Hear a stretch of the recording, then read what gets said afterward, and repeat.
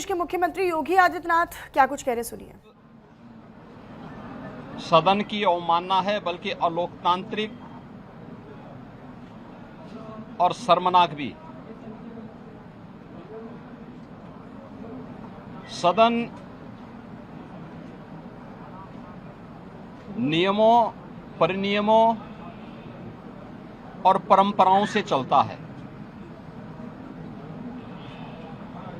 उत्तर प्रदेश विधानसभा की प्रक्रिया और संचालन के नियम 59 के तहत ये पहले से ही तय है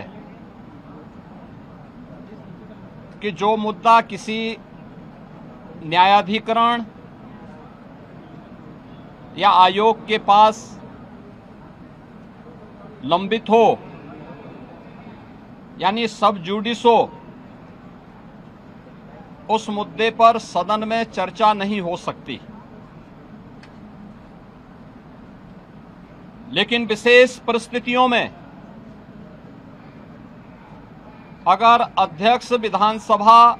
ये समझते हैं कि इस चर्चा के कारण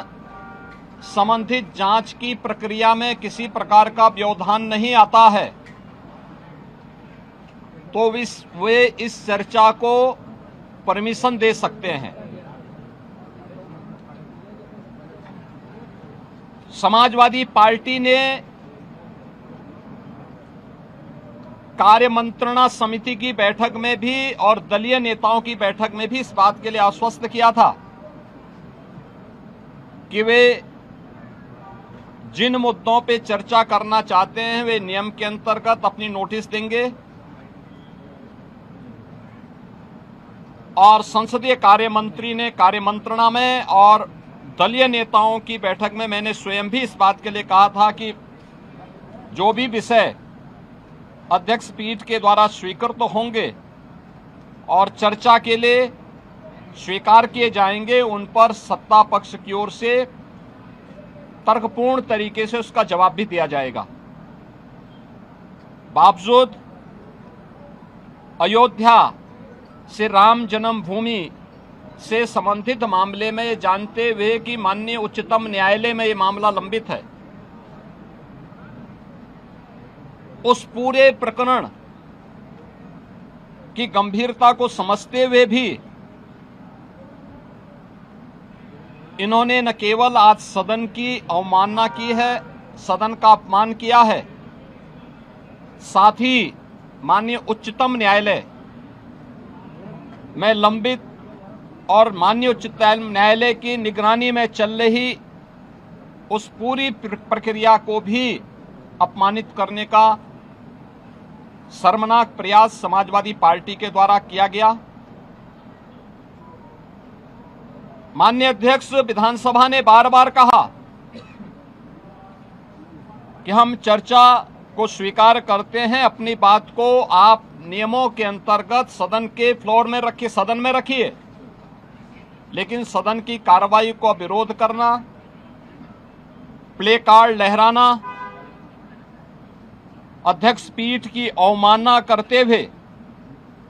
जो अपमानजनक व्यवहार सदन के अंदर समाजवादी पार्टी का था वह अत्यंत निंदनीय है और शर्मनाक भी। संवैधानिक संस्थाओं का अपमान करना ये समाजवादी पार्टी का शौक और सगल है। इन्होंने हमेशा से इनका लोकतांत्रिक मूल्यों पर कभी विश्वास नहीं रहा है। हम सब जानते हैं कि हल्ला बोल जिस पार्टी का मुख्य उद्देश्य रहा हो वो लोकतांत्रिक कैसे कही जा सकती है। हल्ला बोल पर ये विश्वास करते हैं, कभी मीडिया पर हमला करते हैं, कभी संवैधानिक संस्थाओं पर हमला करते हैं। ये न्यायालय की बात को नहीं मानते, ये सदन में नियम और परिनियम और परंपराओं का पालन नहीं करते, ये भारत की संवैधानिक संस्थाओं का अपमान करते हैं, कभी चुनाव आयोग का अपमान करते हैं, कभी किसी न्यायाधिकरण या न्यायालय के अधीन संचालित किसी आयोग में लंबित किसी प्रकरण में जबरन उस प्रकरण को चर्चा के लिए नहीं, लेकिन आरोप प्रत्यारोप के माध्यम से तर्कहीन मुद्दों को उठा करके इनके द्वारा माहौल में केवल नकारात्मक और भ्रामक सूचनाओं का प्रचार प्रसार करने का प्रयास होता है। समाजवादी पार्टी का और विपक्ष का यह आचरण अलोकतांत्रिक भी है और संवैधानिक भी है। संविधान निर्माताओं का और बाबा साहब भीमराव अंबेडकर की भावनाओं का अपमान भी है। मित्रों, हम सब जानते हैं अयोध्या के जिस प्रकरण में ये लोग चंदा चोरी की बात करते हैं, वहां चंदा चोरी नहीं, चढ़ावा से जुड़े हुए एक प्रकरण का मुद्दा आया था। श्री राम जन्मभूमि तीर्थ क्षेत्र ट्रस्ट ने इस प्रकरण में 12 जून को उत्तर प्रदेश सरकार को एक पत्र लिखा कि कतिपय समाचार पत्रों और मीडिया में इस प्रकार की सूचनाएं आई हैं और हम चाहते हैं कि इस प्रकरण की एक एसआईटी बना करके जांच करवा दी जाए। श्री राम जन्मभूमि तीर्थ क्षेत्र ट्रस्ट माननीय उच्चतम न्यायालय के द्वारा गठित एक धर्मार्थ ट्रस्ट है।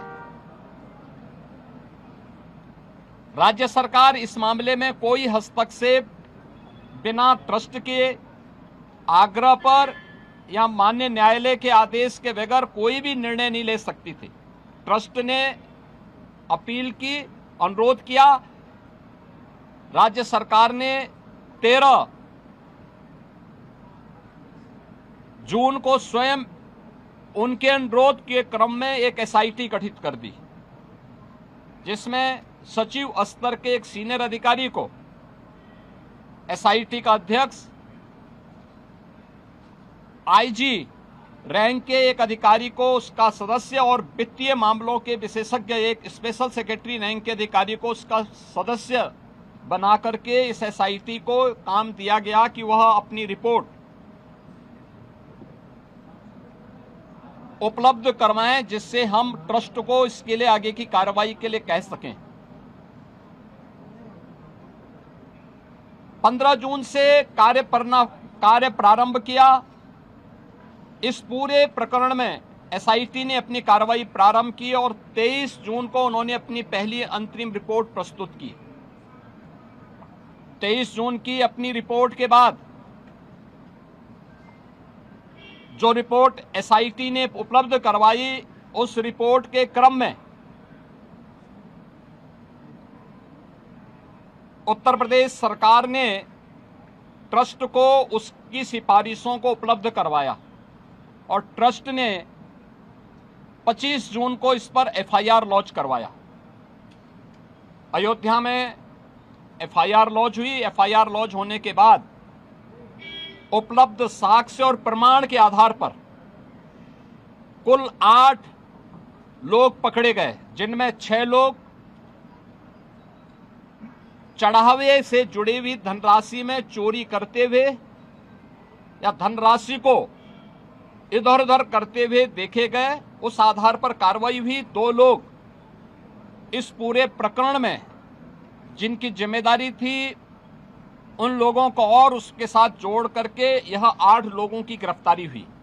अभी एसआईटी की जांच चल ही रही थी कि माननीय उच्चतम न्यायालय में जो योजित एक पीआईएल थी, उसके तहत उच्चतम न्यायालय ने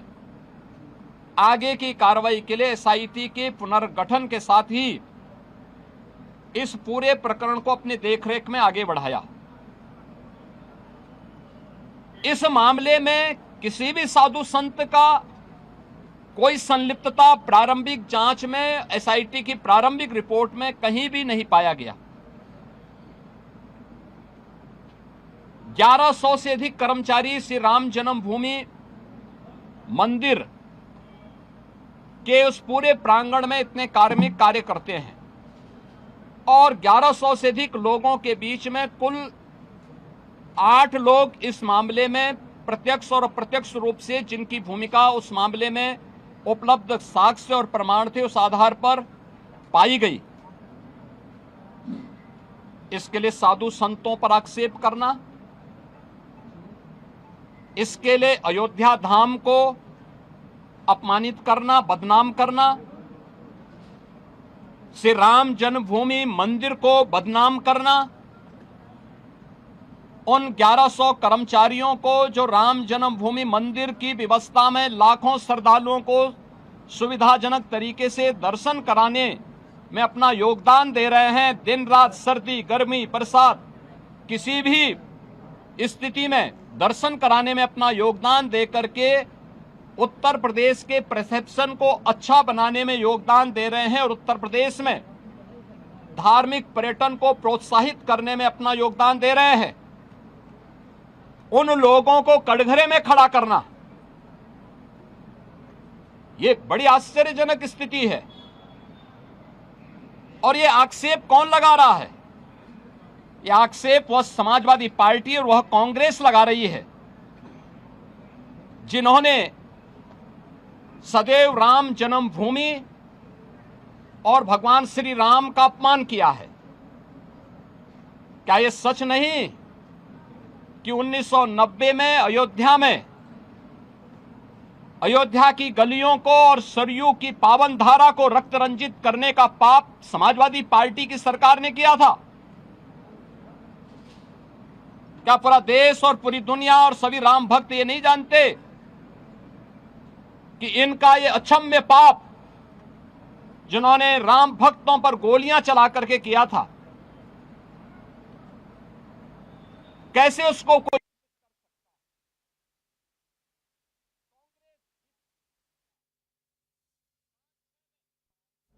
राम सेतु प्रकरण के मुद्दे पर माननीय उच्चतम न्यायालय में अपना एफिडेविट दाखिल किया था और प्रभु श्री राम और प्रभु श्री कृष्ण के अस्तित्व पर ही प्रश्न खड़ा करके उन्हें मिथक घोषित किया था। वह कांग्रेस और यूपीए से जुड़े हुए दल किस मुंह से अयोध्या में आस्था की आज चर्चा करते हैं? अयोध्या के जिस चढ़ावा चोरी से जुड़े हुए प्रकरण की बात आई थी, सरकार ने गंभीरता से लिया था, क्योंकि आस्था का विषय अयोध्या है। कोटि कोटि सनातनियों की आस्था का मुद्दा था और सरकार ने उस समय भी स्पष्ट कर दिया था कि यद्यपि सरकार सीधे किसी ट्रस्ट में हाथ नहीं डालती, क्योंकि वह ट्रस्ट उत्तर प्रदेश सरकार ने गठित नहीं किया, माननीय उच्चतम न्यायालय के आदेश से वह ट्रस्ट गठित है। इसलिए इस मामले में या तो ट्रस्ट अपील करेगा या फिर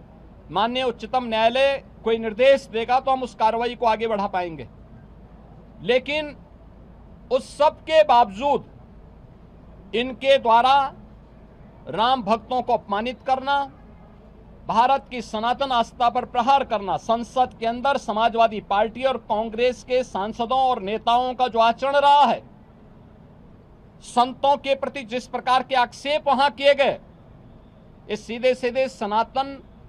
धर्म का अपमान है। भारत के सनातन मूल्यों, आदर्शों और दुनिया के अंदर जो उसके प्रति एक अच्छी भावना बनी थी, उस भावना पर एक प्रकार का प्रहार इन दोनों के द्वारा किया जा रहा है, जिनका आचरण सदैव से सनातन विरोधी रहा है। और मुझे आश्चर्य होता है कि इन दलों के द्वारा जब भाजपा से लड़ने में विफल हैं, मैंने पहले भी कहा, इस पूरे प्रकरण में जो लोग पकड़े गए हैं, इनका भारतीय जनता पार्टी या साधु संतों से कोई लेना देना नहीं। उस सबके बावजूद पूज्य संतों पर, उस सबके बावजूद सनातन धर्म पर, भारतीय जनता पार्टी पर या किसी अन्य ऐसे सांस्कृतिक और सामाजिक संगठन पर अनावश्यक कटघरे में खड़ा करके लांछन लगाना, ये पूरे सनातन के साथ साथ सत्य को दबाने, सत्य को झुठलाने का एक कुत्सित प्रयास इनके द्वारा किया जा रहा है। और इसीलिए ये लोग बहस से भागना चाहते हैं, चर्चा से भागना चाहते हैं, ये वही लोग हैं जिन लोगों ने राम जन्मभूमि मंदिर का सदैव विरोध किया। ये वही लोग हैं जिन्होंने अयोध्या में से राम जन्मभूमि पर जब 2024 में जनवरी 2024 में 22 जनवरी 2024 जब आदरणीय प्रधानमंत्री जी के द्वारा अयोध्या में श्री राम जन्मभूमि मंदिर में 500 वर्षों के बाद श्री राम जन्मभूमि पे प्रभु श्री राम की रामलला की प्राण प्रतिष्ठा का समारोह हो रहा था, उस कार्यक्रम में आमंत्रण के बावजूद ये लोग नहीं गए। ये लोग उन मुद्दों पर सदैव मौन बने रहे, लेकिन आज ये आस्था की बात करते हैं। जो प्रभु राम और प्रभु कृष्ण को के अस्तित्व पर प्रश्न खड़ा कर चुके हैं, वे आज आस्था की बात करते हैं। जो राम भक्तों से अयोध्या की गलियों को लौलुहान कर चुके हैं, वे आज आस्था की बात करते हैं। और इन लोगों का आचरण आश्चर्यचकित यानी आश्चर्यजनक है कि ये लोग आज आस्था की चर्चा वे लोग कर रहे हैं जो लगातार इन मुद्दों को लेकर के हिंदुओं को और भारत की सनातन परंपरा को कटघरे में खड़ा करते रहे हैं। आज सदन में इनका यह आचरण आप सबने भी देखा है, किस तरीके से अध्यक्ष पीठ की अवमानना समाजवादी पार्टी के सदस्यों के द्वारा किया गया। वे चर्चा से भागना चाहते हैं, जनता से जुड़े हुए मुद्दों पर चर्चा नहीं करना चाहते हैं। ऐसे मुद्दे पे उठा करके माहौल खराब करने का प्रयास कर रहे हैं जिन मुद्दों का सदन से लेना देना नहीं था, लेकिन फिर भी दूध का दूध और पानी का पानी हो, इसको लेकर के जब अध्यक्ष पीठ ने अपनी व्यवस्था दी तो उसको मानने को तैयार भी नहीं। वह सदन चर्चा का विषय होता है, एक संवाद होता है, समीक्षा होती है, एक परिणाम पे हम लोग पहुंचते हैं। ये लोग उन मुद्दों पे चर्चा नहीं कराना चाहते हैं, केवल माहौल खराब करके जनहित से जुड़े हुए मुद्दों को डाइल्यूट करना चाहते हैं। और इसीलिए इन्होंने पूरे सदन की कार्रवाई को भी बाधित करने का प्रयास किया, अध्यक्ष पीठ की भी अवमानना करके पूरे माहौल को तनावपूर्ण बनाने का कुत्सित प्रयास इनके द्वारा आज विधानसभा के अंदर किया गया है। मित्रों, समाजवादी पार्टी और कांग्रेस का यह आचरण उत्तर प्रदेश के साथ साथ सनातन धर्मावलंबियों का अपमान भी है, 25 करोड़ जनता के हितों पर कुठाराघात भी है। पिछले 9 वर्ष में एनडीए की डबल इंजन सरकार ने उत्तर प्रदेश के जिस परसेप्शन को बदलने में सफलता प्राप्त की है, आज उसका परिणाम है कि उत्तर प्रदेश अब बीमारू राज्य नहीं, उत्तर प्रदेश के नौजवान के सामने पहचान का संकट नहीं, उत्तर प्रदेश का नौजवान अब पलायन नहीं कर रहा है, उत्तर प्रदेश का किसान अब आत्महत्या करने के लिए मजबूर नहीं हो रहा है, उत्तर प्रदेश के गरीबों को शासन की सुविधा का लाभ मिल पा रहा है और उत्तर प्रदेश का परसेप्शन देश के अंदर सबसे तेज गति के साथ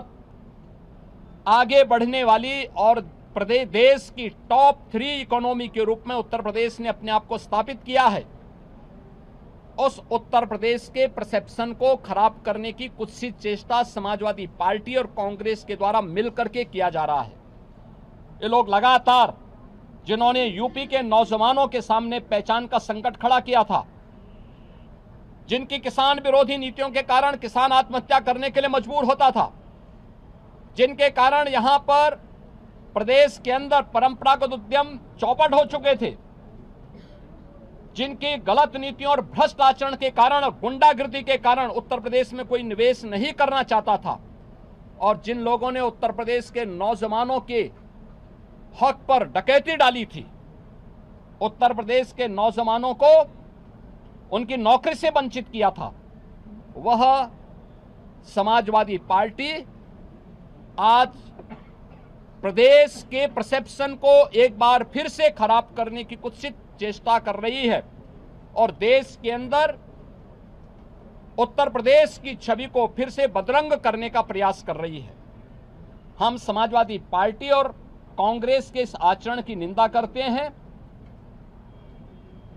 अध्यक्ष पीठ की अवमानना समाजवादी पार्टी के द्वारा किया गया, मार्शलों के साथ मारपीट करने का और उन्हें धक्का मुक्की करने का प्रयास किया गया, यह अत्यंत शर्मनाक है। सदन के अंदर हर सदस्य के लिए आवश्यक होता है कि वह अध्यक्ष पीठ का सम्मान करे और अध्यक्ष पीठ के निर्देशों का पालन करे और कोई भी मुद्दा है वह अध्यक्ष पीठ की अनुमति से वह सदन के फ्लोर में रख सकता है, अपनी बात को वहां रख सकता है। लेकिन इन्होंने पूरे माहौल को खराब करने का प्रयास किया। समाजवादी पार्टी और कांग्रेस का यह आचरण अलोकतांत्रिक है, असंवैधानिक है, संवैधानिक मूल्यों को तार तार करने वाला है और विकास के मुद्दे पर, जनहित से जुड़े हुए मुद्दे पर, आम जन से जुड़े हुए मुद्दे पर स्वस्थ चर्चा को आगे बढ़ाने की बजाय इस